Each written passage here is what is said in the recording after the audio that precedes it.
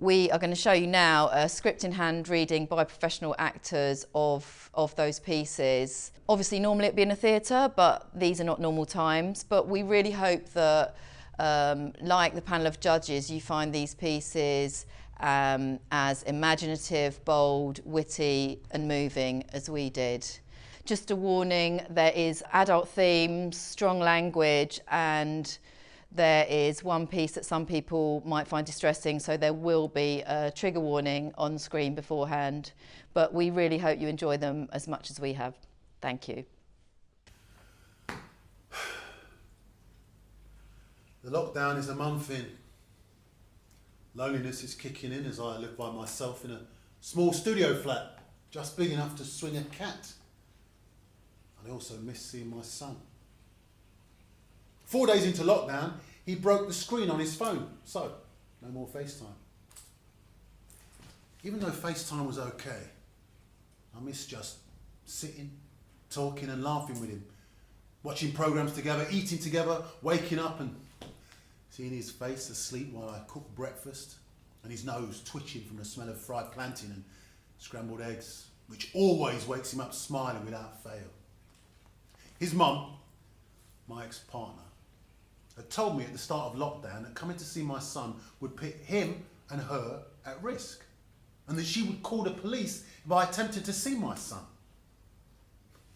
She'd watched every news item about the coronavirus, and like most people who watch the daily surge of coronavirus news, she became consumed with fear too. So, I had to sit here and wait until whenever it is the lockdown was going to be over. I'd read in the paper that fathers with children elsewhere could visit that child. So many mixed messages. I don't want to be the person who gets arrested and fined for breaking lockdown laws.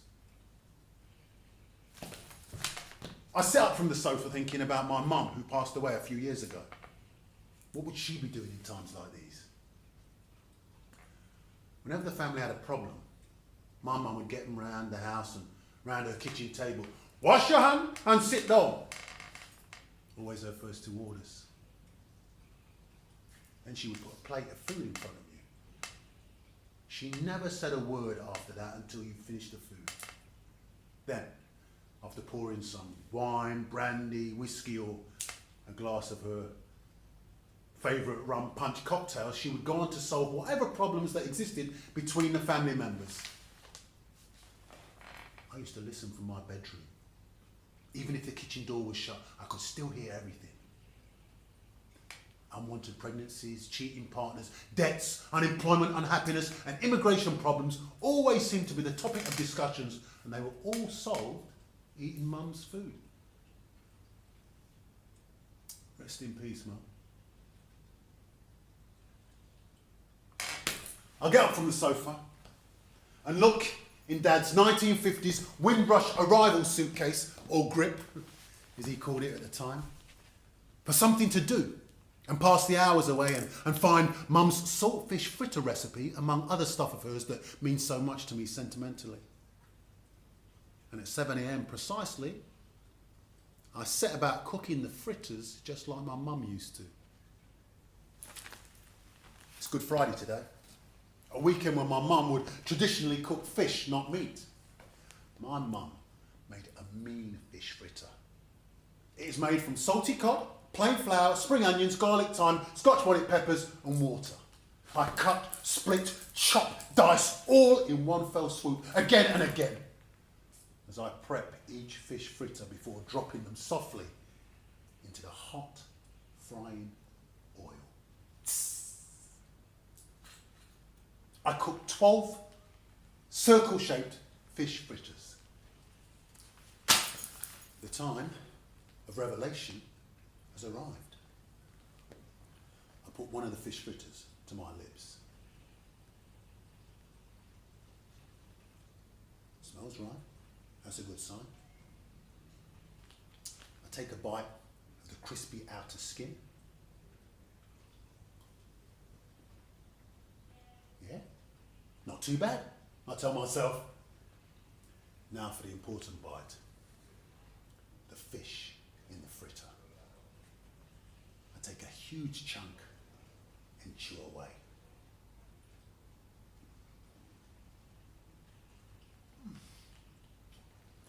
My taste buds immediately kick in. I can taste the fish, the slightly hot pepper, the spring onions. Yes!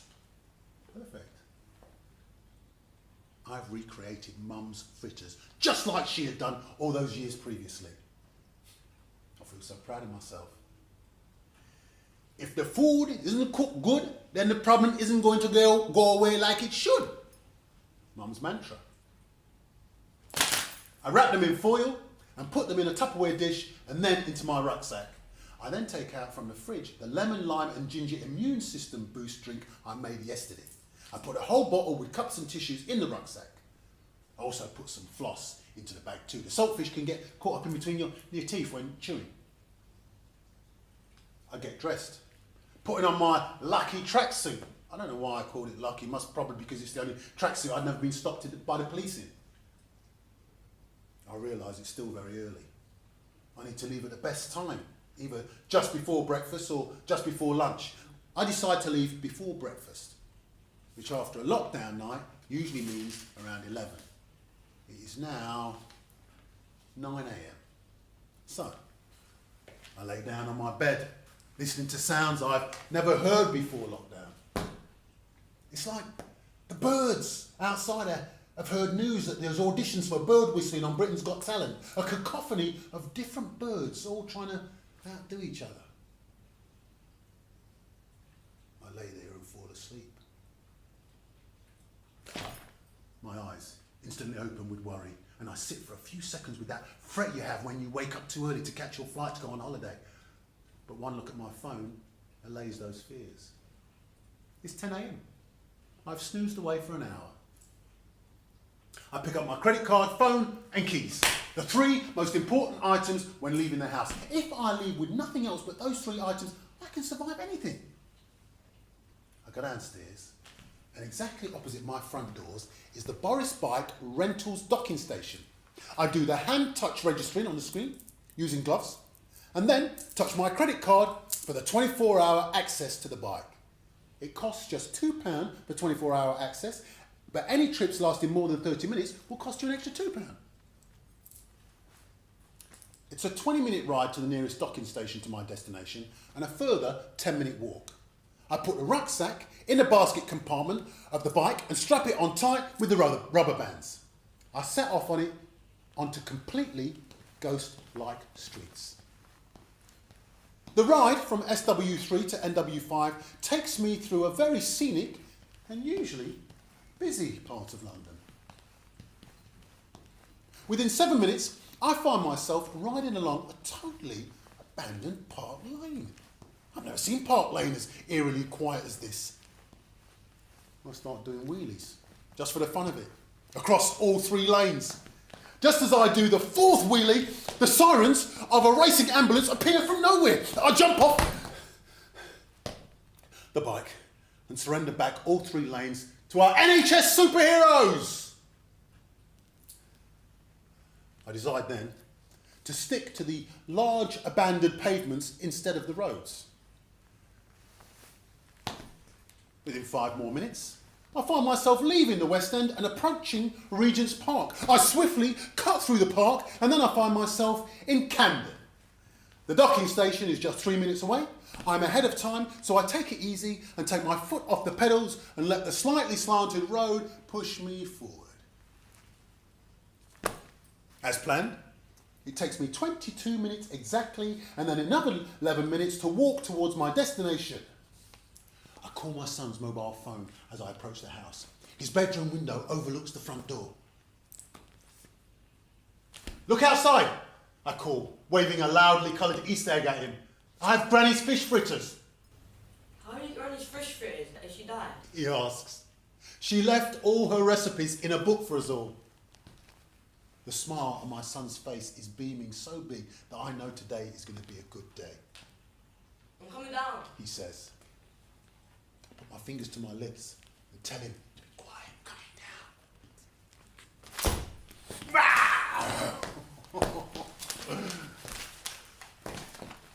We can't resist hugging.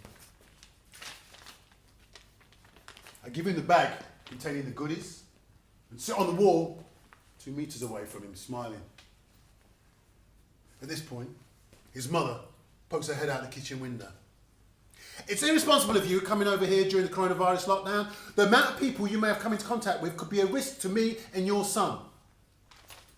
I tell her I didn't take public transport to get here. I rode a rental bike. She looks around me for signs of a rental bike, but there is none. She gives me that look that disbelievers give to liars. The bike isn't with me. I left it at the docking station, I explain. The docking station, she retorts. What are you talking about? I can't be bothered to explain to someone who drives her car to the local corner shop 5 minutes away, 5 minutes walk away, what a docking station is. I've come to drop off his Easter egg and presents, and I hadn't expected him to see me at the window and come running downstairs. I look at my son when explaining myself, making sure we are both on the same page in the interest of peace. We don't want Dad carted off by the police today of all holy days. His mum sees a smile on our boy's face while eating the fritters. Even her cold heart melts and she goes back inside, mumbling something inaudible. Yes, fortune favours the brave. I have planned, organised and conquered. Today is indeed a good day. I pour 2 plastic cupfuls of the cool, fresh lemon and lime drink to wash down the fritters, and my son laps it all up. His mother pops her head out the window again. Do you want to take him and the dog for exercise in the park? I couldn't believe this sudden change of heart. Mum's fish fritters really have powerful vibes. Yes, I say quickly, before she changes her mind. So me and my boy and the dog take the rest of the fish fritters, the drink, and Alfie the pug dog to the park. Alfie smells the fish fritters and starts to jump all over my son. He throws him a morsel, which he happily chews away. Mum's food is making everyone happy, it seems. We sit on a park bench, and I ask him how his schoolwork is coming on. Not too bad. What does that mean, not too bad? It's hard, Dad. I can't get no help with the questions. Well, don't you have access to ask teachers online? Yeah, but it isn't the same. Well, how much schoolwork do you do in a day? Dad, can we talk about something else? No, we can't. Your education is very important. Can you come help me with my schoolwork then? It's not going to be easy because me and your mum don't get on. Well, how am I going to do my schoolwork properly? I'll ring the school and see if I can get you back in. Only kids whose parents are essential workers can go back to school, Dad. Leave it with Dad. I promise I will have you back in school after the Easter holiday. Alfie, come here. You've been eating well? Mum has got me eating loads of fruits. Said it's good for my immune system. Yeah, that's great. You can't beat natural fruits to stay healthy. I'm going to save the last 2 fresh fritters for Mum. I put an extra Easter egg in the bag from you to her. And her favourite white chocolate. I am pleased you come, Dad. I knew you'd turn up today. If not, I was going to ask Mum to drive me down so I could talk to you from the car. So you had a plan too? That's what you're always telling me, Dad. Plan ahead, stay ahead. A lot of things I teach you are some of the things in life that I'm trying to forget. If that makes sense. No, I don't, Dad. Here's my spare phone. Don't go breaking this screen. Thanks, Dad. It's a pity we can't FaceTime Granny in heaven and show her the fish fritters. She would be impressed. When this lockdown is all over, I'll teach you how to make them. Is that a secret family recipe, Dad? It wasn't until this morning. Alfie, come here. Come on, let's get him and take you home. This is supposed to be my exercise time. I've got to get back home. But this is my exercise too, Dad. You live there? I live 20 minutes away. So, take care and give the phone a good charge, first, but don't leave it charging overnight, okay? Love you. See you soon. I'll be back at school next week too. I'll face you when you get on the bike. I want to see you do a wheelie, Dad. I won't be doing no wheelies going home. I don't want to draw any attention. Go get Alfie. Tell your mum I said thanks. Thanks for coming, Dad. I look at my son. I can't resist hugging him.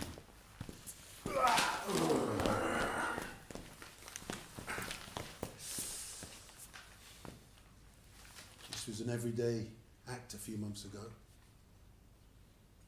I hold on a little bit longer and say, I told you I'll always be there for you no matter what. My son smiles and jogs off with Alfie. He holds up the bag of goodies and waves them. I'm going to post this into Dad. See you, Dad. I wave back. See ya. Hope his mummy's going to enjoy that chocolate as much as he enjoyed the fritters. I watch as my son and his little pug dog walk back home. I turn and walk to the end of the road to the docking station to find there's one bike left. I look toward the heavens, think to myself, Mummy's really looking out for me today.